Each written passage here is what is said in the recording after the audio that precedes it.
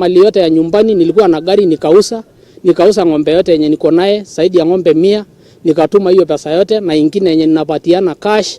Sasa nikapatiana zaidi ya milioni 3. Sasa nilipopatiana hiyo yote nikakuja kukundua hii ni ulaghai, sababu sasa nimeenda Nairobi wakanipatia box ya kusema sasa hii box iko na dola ya msungu. So I do not have much to add on. We'll just call upon all the investigating agencies to help us here.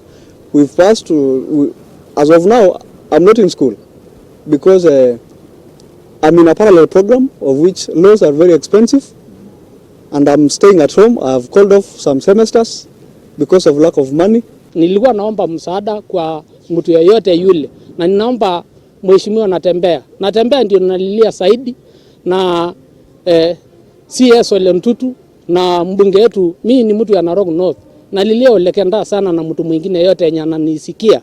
Nimeumia sana, hata sasa watoto wangu kwenda shule ni uchungu mwingine mwingi.